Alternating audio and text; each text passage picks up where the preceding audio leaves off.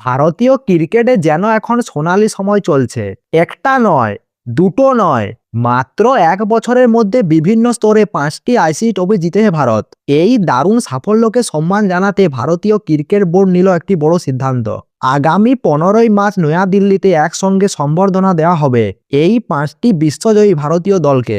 আজকের ভিডিওতে আমরা জানাবো ভারত কোন কোন ট্রফি জিতেছে, কেন এত বড় সম্বর্ধনা আয়োজন করা হচ্ছে, আর কেন মুম্বাই থেকে অনুষ্ঠান সরিয়ে নিয়ে যাওয়া হলো দিল্লিতে। এই সব কিছু জানতে ভিডিওটি শেষ পর্যন্ত দেখুন। তাহলে চলুন শুরু করা যাক। ২০২৫ সাল থেকে শুরু হয়েছে ভারতীয় ক্রিকেটের এক নতুন অধ্যায়। বিশেষ করে আন্তর্জাতিক মঞ্চে একের পর এক সাফল্য ভারতকে পৌঁছে দিয়েছে এক অন্য উচ্চতায়।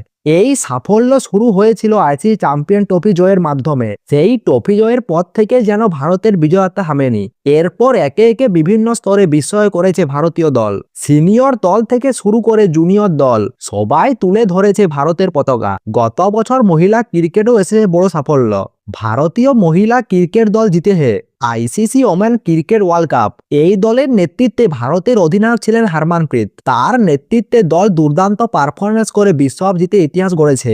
এই জয় শুধু ট্রফি জয় নয়, ভারতীয় মহিলা ক্রিকেটের জন্য এক নতুন দিগন্ত খুলে দিয়েছে। শুধু সিনিয়র দলেই নয়, জুনিয়র ক্রিকেটাররাও বিশ্বমঞ্চে নিজেদের প্রমাণ করেছে।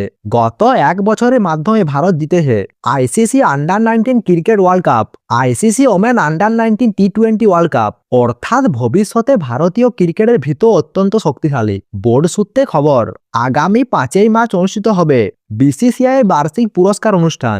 এই অনুষ্ঠানের নাম হলো নমন অ্যাওয়ার্ডস। এই মঞ্চে একসঙ্গে সম্বর্ধনা দেওয়া হবে ৫টি বিশ্বজয়ী ভারতীয় দলকে, যেখানে সিনিয়র এবং জুনিয়র দুই স্তরের ক্রিকেটারদের সম্মানিত করা হবে।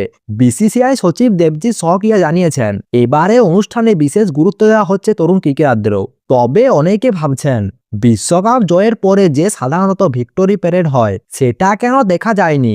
এর কারণ হলো একটি মর্মান্তিক ঘটনা।